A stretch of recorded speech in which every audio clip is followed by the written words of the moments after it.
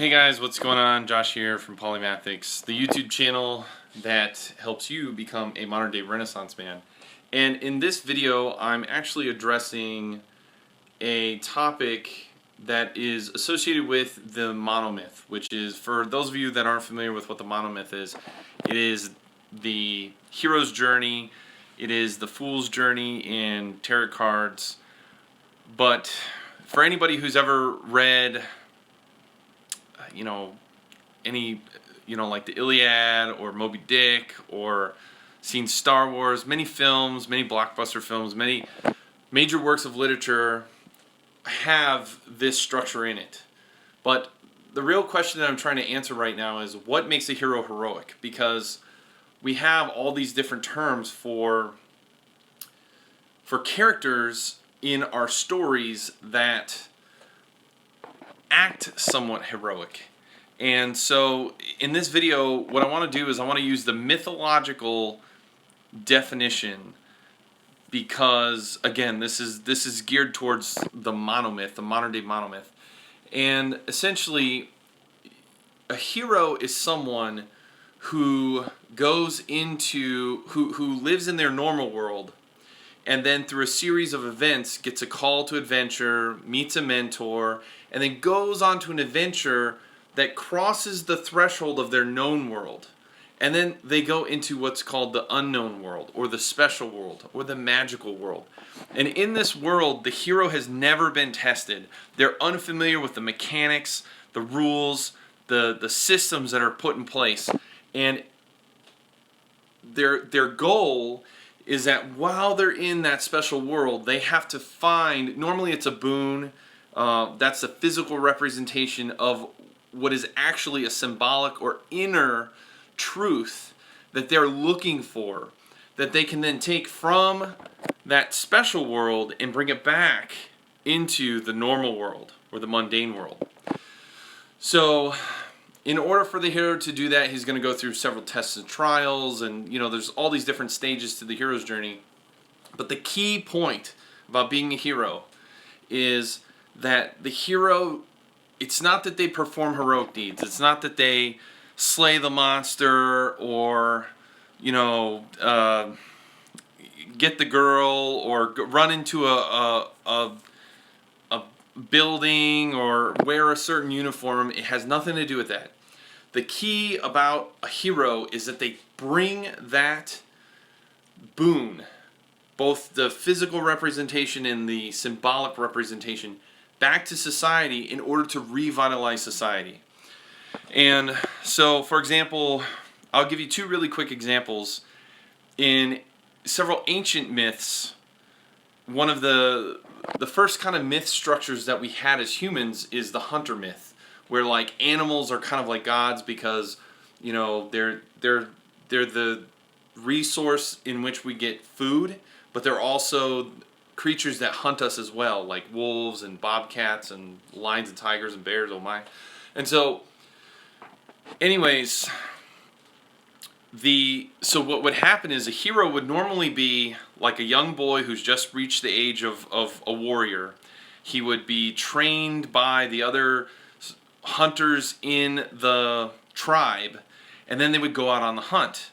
And the key thing here, where you can see what really makes a hero, is that the hero wouldn't just catch the deer or the food for themselves. The hero would catch the food and also probably protect other hunters and hang out with them, but they would catch the food, and then the goal was to bring it back to the tribe so that they had enough food for winter, they had enough clothing for winter, they had enough resources for the difficult times ahead. And so what the hero is doing is he's restoring society in that myth structure. If we look at things that happen nowadays in real life, something that, because not many people are hunters nowadays, but we have all across the world, no matter what country you're in, that there are armies. And so you have young men and women who are either enlisted or voluntold, right, to join in an army and serve their country. And so what happens is that individual, they've become of age that they can be a warrior, And whether it's on their own volition or by force, they're sent to a place where there are other warriors, more experienced individuals who will teach them the tips, tools, and tricks that they'll need when they go out into that special world.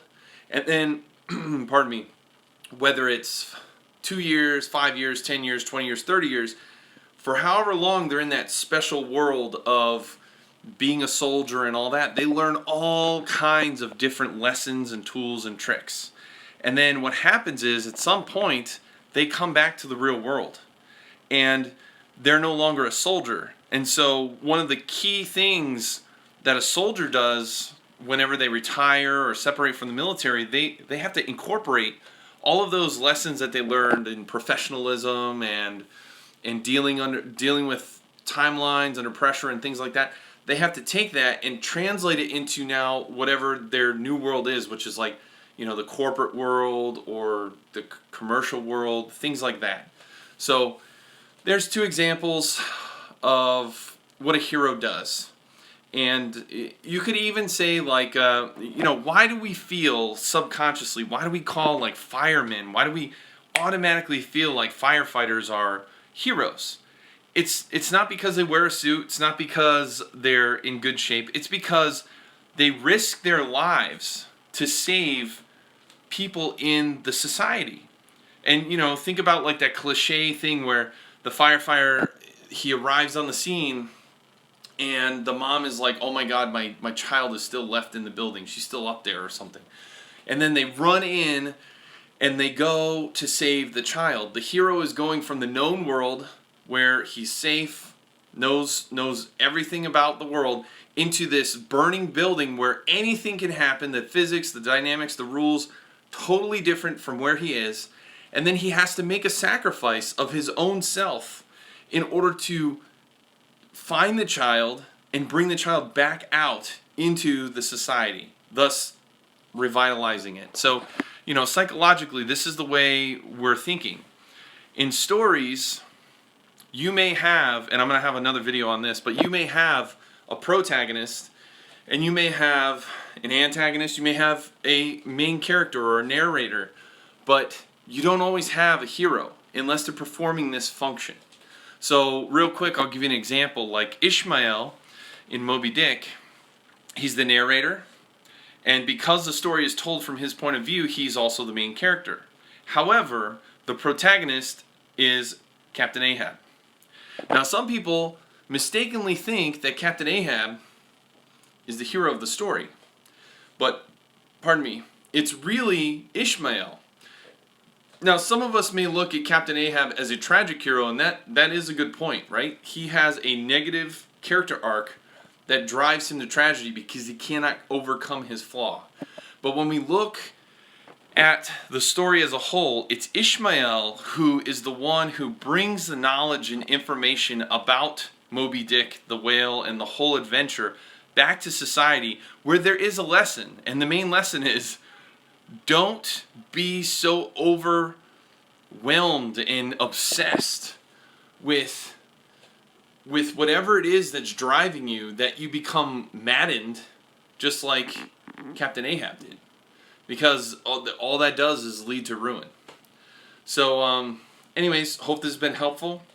And if you guys liked this, go ahead and give it a like. And if you want to hear more information about this, please feel free to subscribe to my channel. If you think I missed something, or if you have a question, go ahead and drop it down in the comments below, and I'll try to get to that as soon as I can.